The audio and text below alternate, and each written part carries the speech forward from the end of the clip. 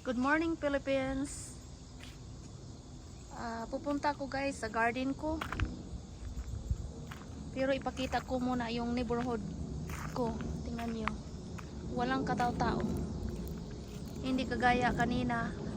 Dinala ko kayo guys sa downtown East Washington Street. You know, sobrang busy.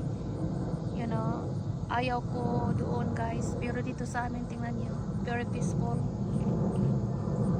Very peaceful ang mga taong nandoon sa loob ng bahay nila lang. Yung belt ko guys, tingnan nyo. At saka may pusa dito guys. Hindi ko alam saan siya. Maraming mga animal dito guys sa amin. Dahil yung asawa ko nagpapakain. Mahilig siya sa animal. Pero ako hindi. At saka ito ang sinakyan ko guys papunta ng downtown. I was scared nang nagpunta ako pero pumunta lang ako para ipakita ko sa inyo yung downtown sa amin. At ito yung sakyanan ko guys doon, Mustang.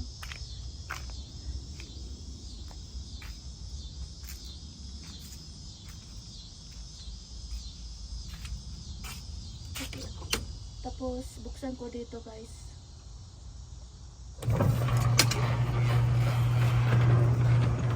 Para ako makapunta ako sa garden ko kasi hindi ako nagpunta ng isang araw dahil pagod na pagod ako. At yun, naligo ako at saka natulog kasi pagod ako sa trabaho. Ito ang sakyanan ng asawa ko guys, pickup truck. Tapos yung sports car namin, the Corvette. Gusto ko siguro mag-practice ako guys mag-drive diyan kasi hindi ko alam ang buhay ng asawa ko. Matanda na.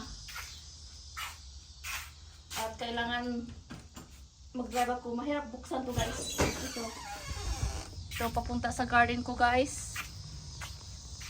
Ito ang alubate ko. Tingnan nyo guys ang alubate ko.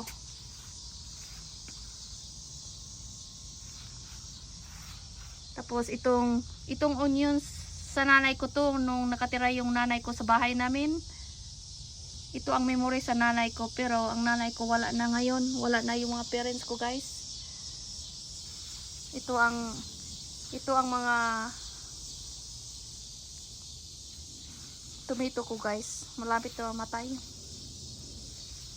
Siguro next month wala na to.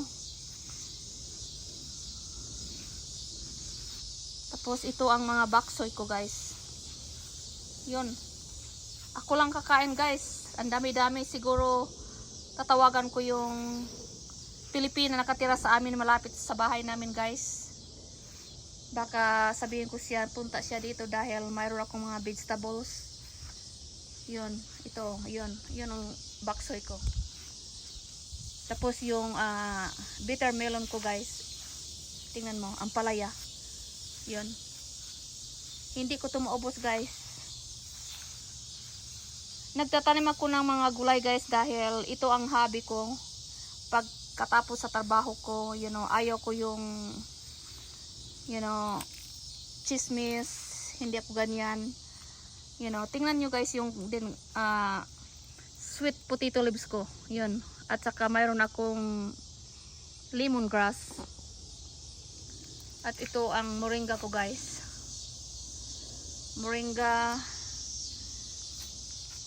Tapos yung okra ko guys, lumaki na guys dahil hindi ko na makain lahat. Ito mga moringa ko guys, yun.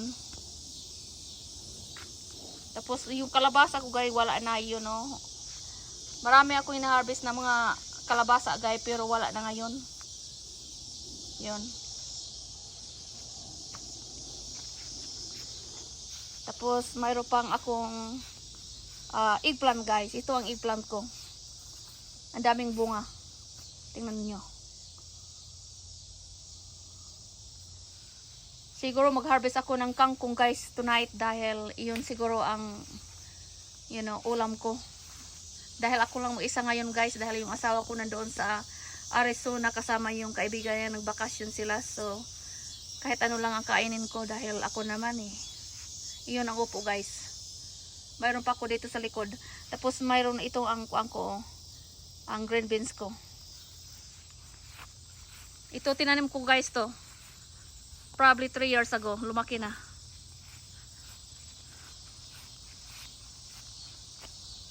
Ito ang field namin guys. Side field. At mayroon pa akong upo dito guys. Tingnan natin. Tingnan natin. You know. Ito jungle na to dito guys. Kasi hindi ko tinanggal. Kasi sabi ng asawa ko, pabayaan ko lang daw yan. Tingnan nyo yung upo ko guys oh. Tingnan nyo. Ang laki-laki. Tingnan nyo.